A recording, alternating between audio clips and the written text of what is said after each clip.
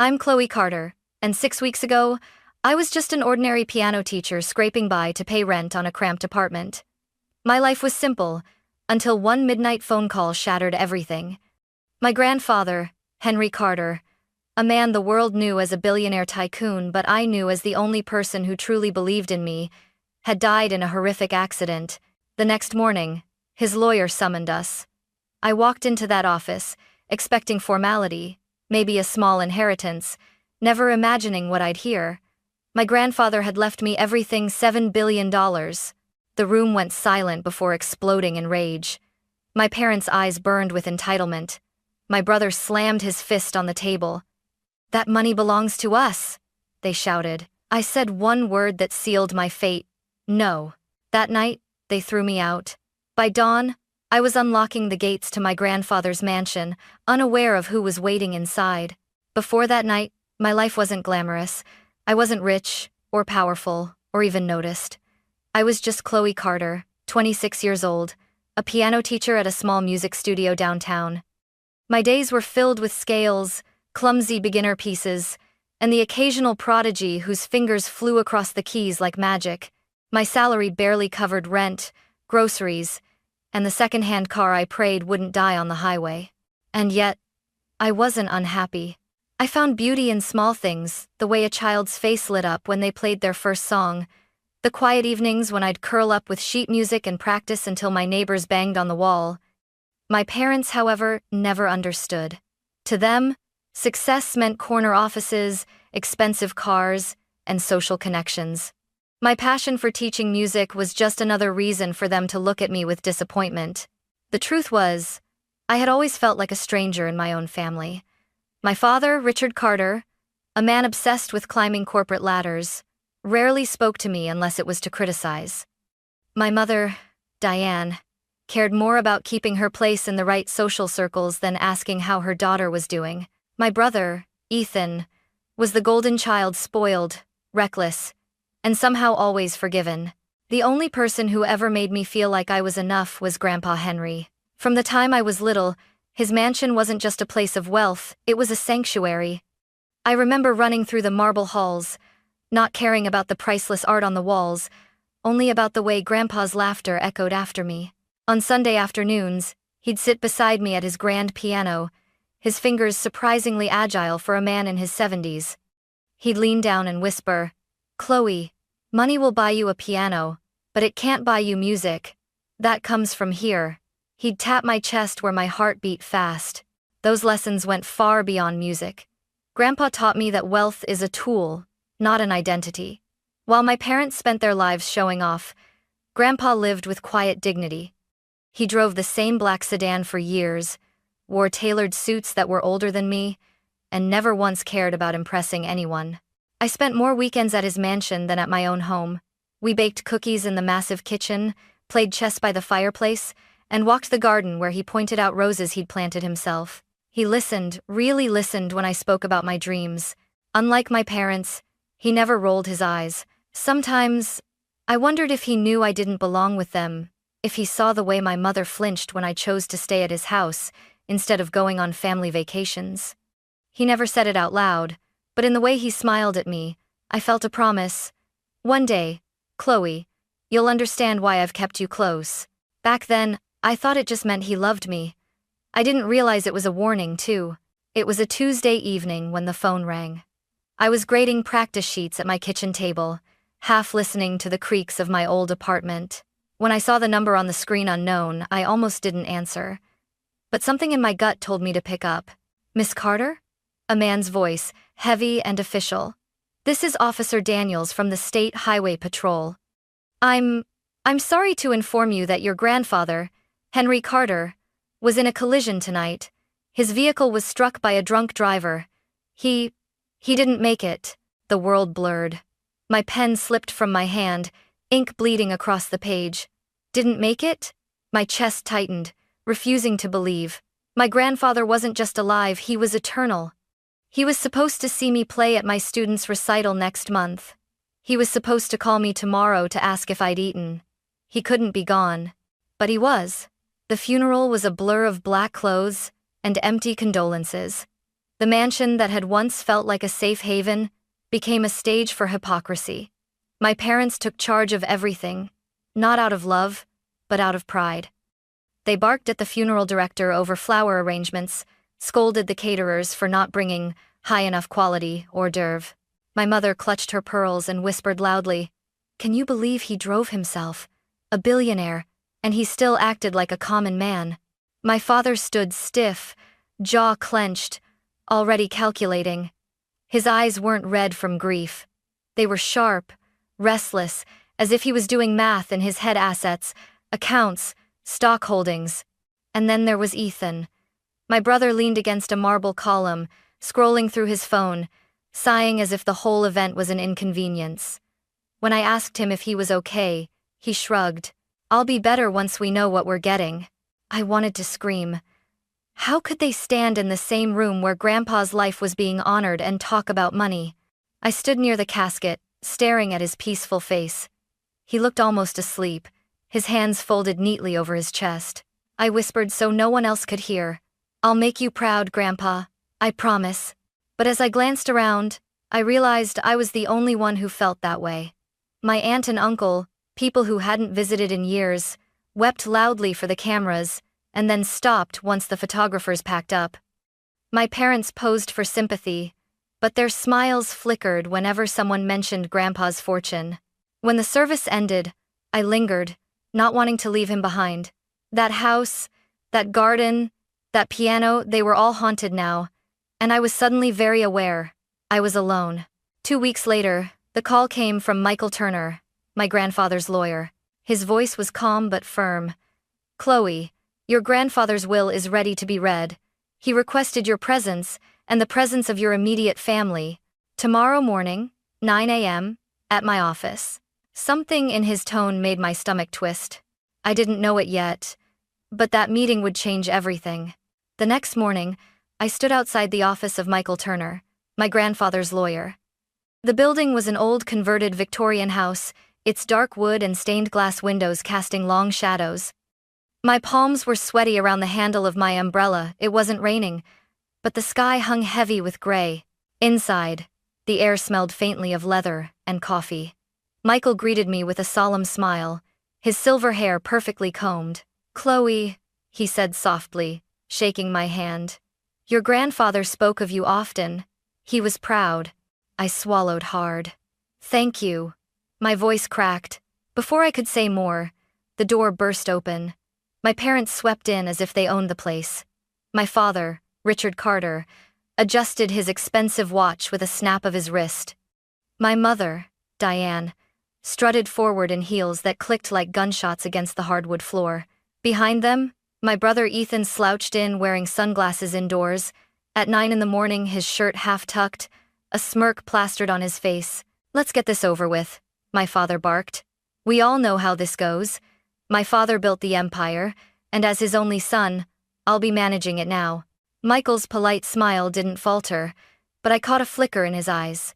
He gestured for us to follow him into a conference room, where a long oak table waited. I sat near him. My parents claimed the seats at the head, as if it were already theirs. Ethan sprawled carelessly across a chair, his sneakers on the edge of the table. Michael cleared his throat, adjusted his glasses, and opened a thick leather folder. Henry Carter was of sound mind when he updated his will last year. He underwent cognitive evaluations, and I was present for every signing.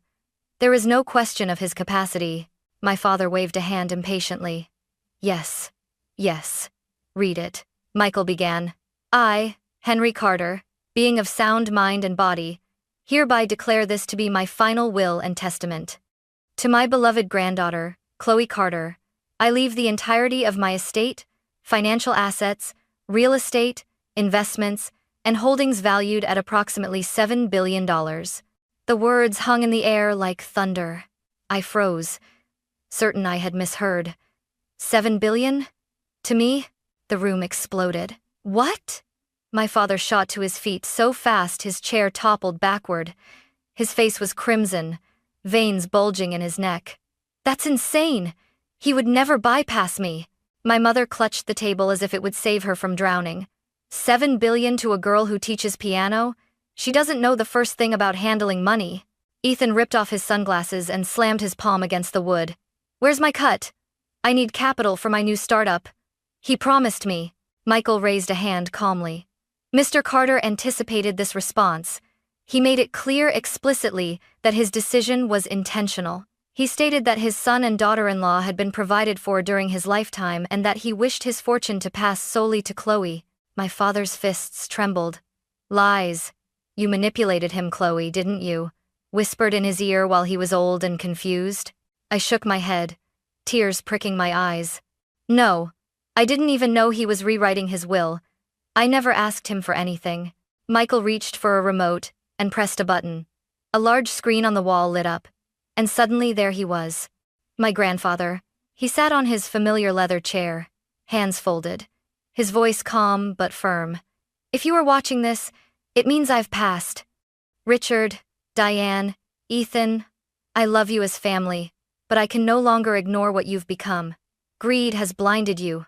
You see me as a wallet, not as a father, not as a grandfather. Chloe is different. She visits because she cares, not because she wants.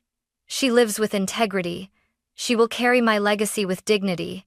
My mother gasped. Ethan muttered a curse under his breath. My father shouted at the screen. This is manipulation. He wasn't thinking straight. But Michael's voice cut through the chaos. The will is legally binding. Contesting it will be expensive, and given the documentation, nearly impossible. The fury in my father's eyes as he turned to me was enough to chill my blood. This isn't over, Chloe. You think you can defy us? You'll regret it. I sat frozen, my grandfather's words still echoing in my ears. She will carry my legacy with dignity. At that moment, I realized the fortune wasn't just money. It was a weight, a test, a responsibility, and my family would do everything in their power to take it from me. That evening, my phone buzzed with a text from my father. Come home, 6 o'clock. We'll settle this as a family. There was no question mark, no request. It was an order. I almost didn't go. My chest tightened at the thought of walking back into that house. But a part of me hoped stupidly that maybe they just needed time to calm down. Maybe grief had twisted their words at the lawyer's office. I was wrong. When I arrived, the house was eerily quiet. The living room, usually reserved for my mother's cocktail parties, looked like a boardroom. My father stood by the fireplace, a tumbler of scotch in hand. My mother perched on the edge of a designer chair, her eyes cold and sharp. Ethan sprawled across the sofa, laptop open, typing furiously. Sit, my father commanded. I obeyed, my fingers clenched in my lap. My father's voice was steady, but I could hear the rage simmering beneath. You know what you need to do, Chloe. Sign the estate over to me. I'll manage it properly. You'll receive a generous allowance, 10%. More money than you'll ever need. 10%? I echoed, my voice trembling. That's over $700 million. My mother cut in smoothly. Enough to buy a mansion, enough to live like a queen. You don't need responsibility. Leave that to your father. Ethan slammed his laptop shut. 700 million is plenty. I need the rest for my company. Grandpa wanted me to succeed. Don't be selfish. The words pierced me like knives. Selfish? I whispered. Grandpa chose me because I wasn't like this. Because I didn't see him as a bank account. My father's face hardened. He stepped closer, looming over me. This isn't about choice. It's about family loyalty. Either you sign, or you walk out that door with nothing. Do you understand? The silence stretched. My heartbeat pounded in my ears. I thought of my grandfather, his laughter, his lessons, the way he told me money was just a tool. I thought of the way he smiled when I played piano, not because I was perfect, but because I was me. I lifted my chin. No, the room erupted. My mother shot to her feet, her voice shrill. You ungrateful little brat. After everything we've done for you, private schools, lessons, a roof over your head, you dare defy us? Ethan sneered. Enjoy being rich and alone. You'll come crawling back once you realize money can't hug you at night. But it was my father's words that cut the deepest. His voice dropped to a dangerous whisper. If you walk out of this house tonight without signing, Chloe, you are no longer my daughter. Don't come back. Don't call. Don't expect a single ounce of help. You'll be dead to us." My breath caught. A part of me wanted to cry, to beg him to take it back. But another part of me, the part my grandfather had nurtured, stood firm. "I guess I've been dead to you for years," I said quietly. "You never saw me. You only saw what you wanted." My father's face twisted with fury. He grabbed my arm, yanking me toward the front door. My mother followed, shouting orders like a general. "Pack a bag. 30 minutes. After that, the locks will be changed."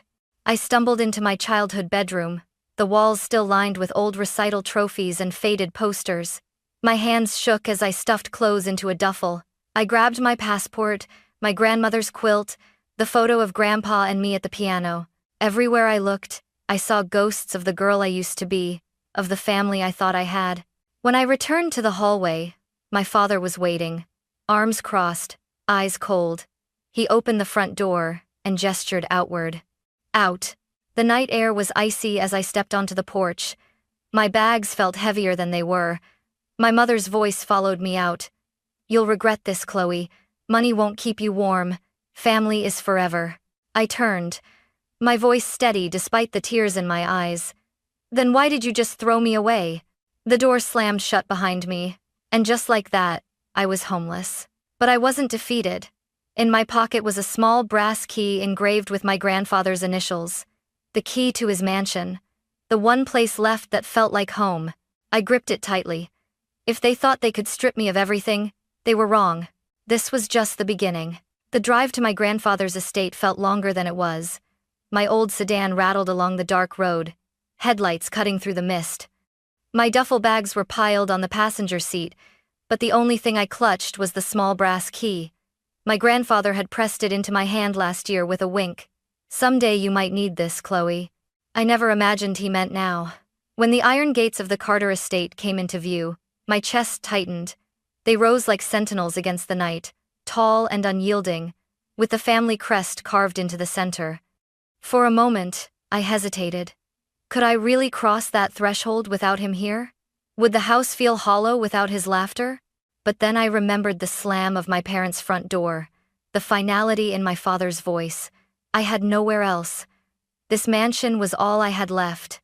The key slid into the lock with surprising ease.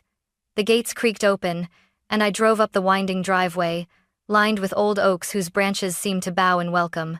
When the mansion came into view, my breath caught. Its windows glowed softly, as though the house itself had been waiting. I parked in the circular drive and climbed the steps to the front door. My hand trembled as I turned the key. The lock clicked, the door swung open, and the scent hit me instantly. Lemon polish and cedarwood, the same smell I'd known since childhood. I stepped inside.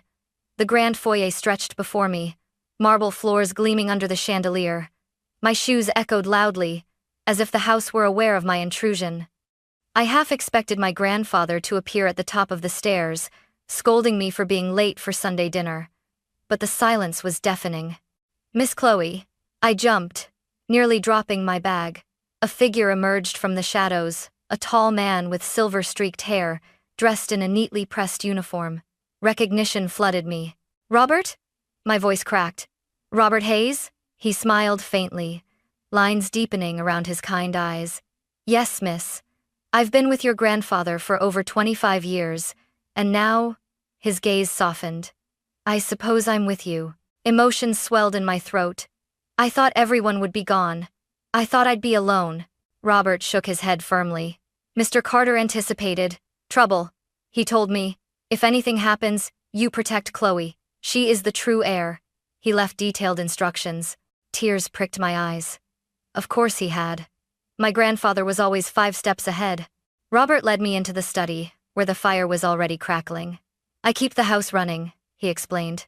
"Your grandfather insisted it remain ready, no matter what. He said one day you might need sanctuary here." I sank into one of the leather chairs, the flames warming my chilled skin.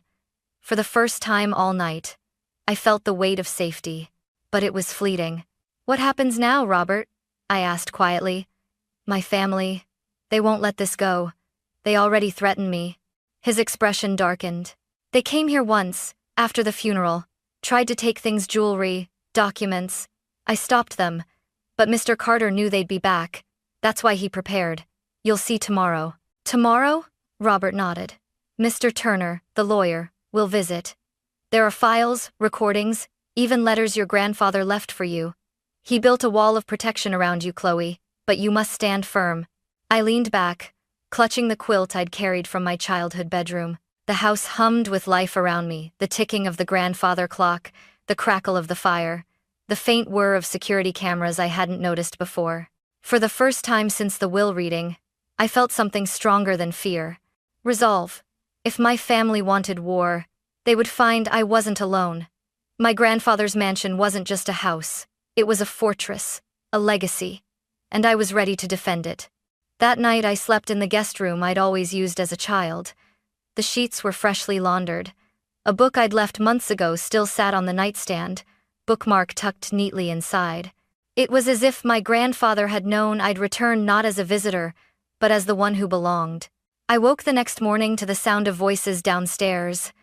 For a moment, I panicked. Had my family already found me? I grabbed my phone and crept to the landing, only to see Robert at the front door, speaking calmly to a familiar figure. "Miss Chloe," Robert called gently. "It's Mr. Turner." Relief washed over me. Michael Turner stepped inside, his briefcase in hand, his face serious but warm. He looked around the mansion as though he'd been here countless times. "Your grandfather trusted me with more than his will," he said, setting his case on the dining table.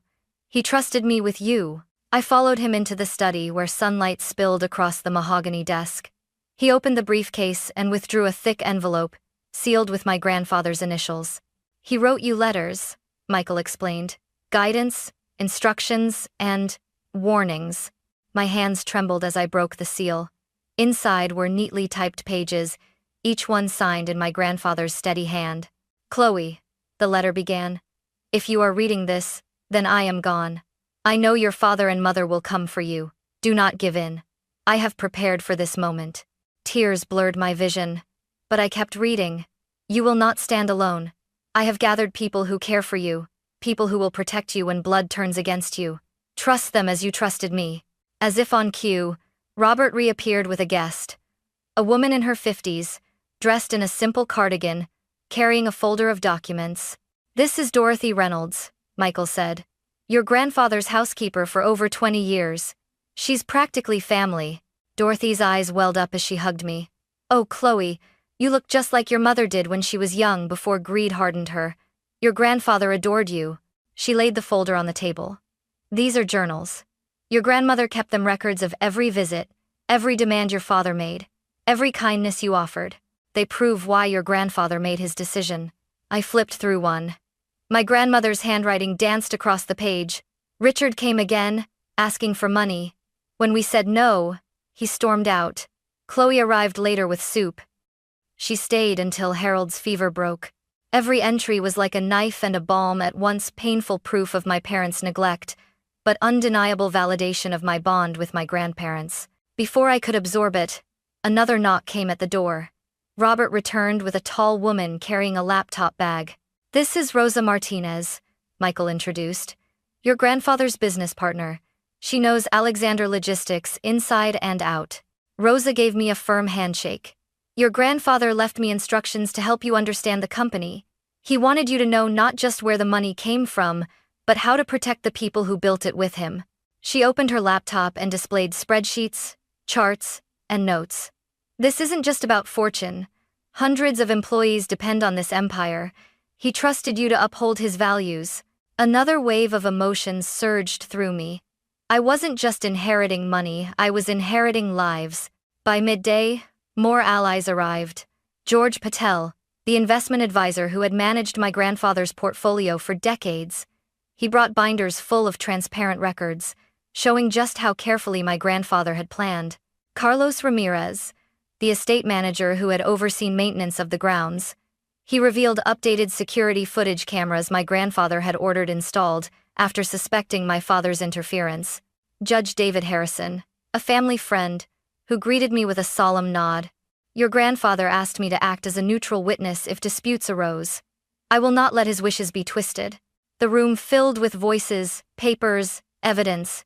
For hours, they explained everything my grandfather had done to prepare. Every detail, every precaution, was like a thread woven into a net designed to catch me if I fell. When the last binder was closed, I sat back, overwhelmed. He knew this would happen, I whispered. Michael placed a hand over mine. Yes, and he trusted you to be stronger than them. Robert straightened his shoulders. Your father came here after the funeral, tried to take jewelry and documents. He won't stop. He'll come back, and he'll bring the others. But this time, Chloe, you'll be ready. The fire crackled in the hearth. I looked around the room at the faces loyal, determined, united. They weren't my blood, but in that moment, they felt more like family than anyone I'd ever known. I wiped my eyes and stood. If they want to come for me, let them. I won't run. I won't give up what Grandpa entrusted to me. Dorothy's hand squeezed mine. That's the spirit. He'd be proud. That night, I lay in the master bedroom, staring at the carved ceiling beams. For the first time, I understood the full weight of my inheritance. It wasn't just about surviving my family's rage. It was about protecting everything my grandfather built and proving I was worthy of his trust. And deep down, I knew tomorrow would bring the first true test. The morning air was heavy, almost electric, as though the world itself was bracing for a storm. Robert had stationed himself near the front door, shoulders squared like a soldier awaiting battle. Dorothy bustled in the kitchen, her movements calm but deliberate, as if baking muffins could soften the edges of war. By 9 o'clock, the mansion was alive with allies. Michael spread documents across the dining table, highlighting legal clauses and signatures. Rosa set up her laptop, projecting financial charts that proved how carefully Grandpa had managed the empire. Judge Harrison sat near the fireplace, his presence alone radiating authority. I stood at the center of it all, heart pounding, palms slick. "They're coming," I whispered. As if summoned by the words, tires crunched over gravel. Multiple cars pulled into the driveway, sleek, expensive vehicles gleaming like predators. My stomach lurched. The pounding on the front door rattled the chandelier. "Open up, Chloe," my father's voice boomed. "You've had your fun, but this is over." Robert glanced at me. I nodded, forcing my breath steady. He unlocked the door and swung it wide. My family spilled inside like a flood. My father led the charge, his face red, veins bulging. My mother swept in behind him, lips pursed in disdain. Ethan dragged his feet, but his eyes burned with greed. "This is still our house," my father barked. "You have no right to shut us out."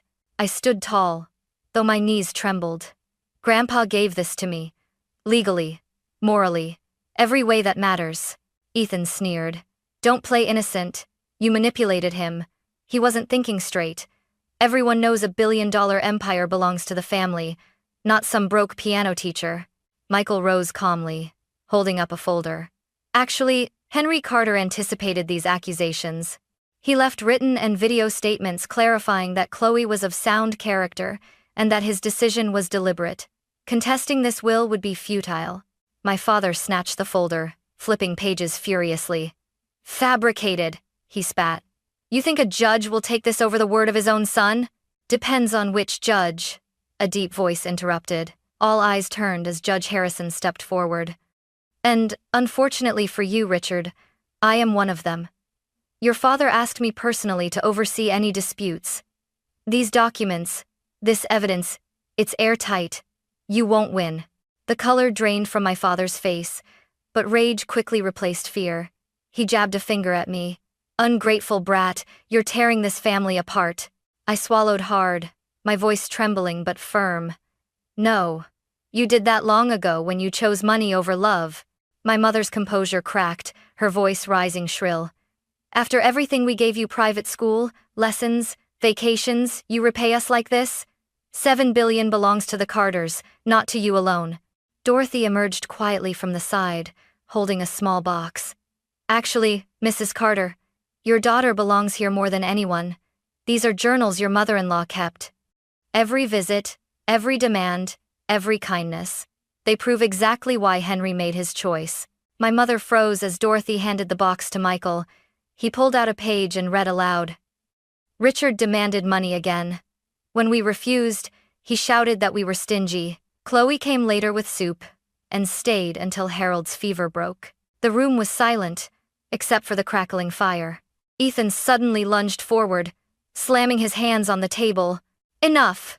We don't care about your stupid journals. Chloe, just sign the transfer. I need capital for my new platform. Grandpa would have wanted me to succeed. Rosa's voice cut sharp as glass. He already gave you chances, Ethan. Multiple failed ventures, each one burning through money. Your grandfather refused for a reason because you never earned it. Ethan's face turned crimson. He turned on me. You think you're better than me? You'll choke under this pressure. You'll come begging for help. I stood straighter, fire rising in my chest. No, Ethan. For the first time, I'm not the one begging. My father exploded, sweeping documents off the table, scattering them across the floor. This is garbage. None of this changes the truth. This fortune is mine by right. By right? Judge Harrison thundered. Your father's will is law. You have no claim, Richard. None. And then, as if fate wanted the final word, Robert stepped forward holding a USB drive. Mr. Carter had me install new security cameras last year. They recorded something you should see. Michael plugged it into Rosa's laptop. Footage flickered to life on the screen. My father, mother, and Ethan, rifling through drawers in the mansion days after the funeral, stuffing jewelry and documents into bags. My mother gasped. That's taken out of context. The police chief, who had slipped in quietly through the back, stepped forward now, arms crossed. Context won't matter in court. Theft is theft. You're one step away from handcuffs. For the first time, my father faltered. His bluster shrank, shoulders sagging. My mother's hands shook. Ethan cursed under his breath, backing away from the screen. I seized the moment, my voice cutting through the chaos. I'm done being afraid of you. Grandpa trusted me. You can threaten, scream, steal, but you'll never take his legacy. Not from me. Silence. Then my father's voice, broken and venomous. If you walk this path, Chloe, you are no longer part of this family. I met his eyes, steady. You made that choice the moment you tried to destroy me. The mansion seemed to exhale as they turned, one by one, and stormed out. Their footsteps echoed down the marble hall, doors slamming, engines roaring as their cars disappeared down the drive. I stood frozen, chest heaving. My knees threatened to give out. But then I felt a hand on my shoulder, Michael's calm, steady grip. You did it, he murmured. You stood your ground. For the first time, I believed him. The house was quiet after they left, eerily quiet. No shouting, no threats, no footsteps pounding through the halls. Just the steady tick of the grandfather clock and the crackle of the fire. I stood in the silence, staring at the door that had just closed behind my family. For a moment, I didn't feel victorious. I felt hollow. My chest ached, as though someone had scooped out the last fragile piece of hope I'd had for reconciliation. But then I thought of Grandpa. I could almost hear his voice in my ear. Stand your ground, Chloe. Dignity can't be stolen unless you give it away. And I realized I hadn't given it away. The days that followed blurred into a whirlwind of paperwork, meetings, and decisions. Michael guided me through every legal document. Rosa walked me through the company's operations. George explained investments. Dorothy kept the house running. And Robert never left my side. For the first time in my life, I wasn't the overlooked daughter, the invisible sibling. I was the one everyone turned to, the one entrusted with a legacy that stretched far beyond money. Still, it wasn't easy. My phone buzzed constantly with calls and messages from my parents and Ethan. Some were threats, "We'll sue you until you're broke." Some were manipulative, "We're still family, Chloe. Surely, you'll share." And some were dripping with false sweetness. "Think about how much we've sacrificed for you." I didn't answer. I had nothing left to say. Instead, I poured myself into what mattered, honoring Grandpa. 3 months later, the Henry Carter Foundation for Education and Community was launched. We dedicated $2 billion to scholarships, schools, and local programs. I stood on stage at the opening ceremony, the foundation's banner fluttering behind me, my hands trembling as I adjusted the microphone. "This isn't just money," I said, scanning the crowd of students, teachers, and community members. "It's a legacy. My grandfather believed in integrity, in hard work, in giving opportunities to those who need them most. Today, we carry that forward. Applause filled the air, and for once, I didn't shrink from it. Life at the mansion slowly transformed. The halls that once echoed with loneliness now buzzed with warmth. On Sundays, I hosted dinners, not with my blood relatives, but with the people Grandpa had trusted. Michael, Rosa, Dorothy, Robert, even some of the company employees and their families. We sat around the long oak table, laughing, sharing stories, passing dishes like an actual family. Dorothy teased me for still burning the dinner rolls. Rosa taught me to make empanadas. Robert told old stories about Grandpa's stubbornness. And Michael, to everyone's shock, could play a surprisingly good piano piece. It was messy, loud, imperfect. And it was mine. One crisp autumn morning, I drove to the cemetery alone.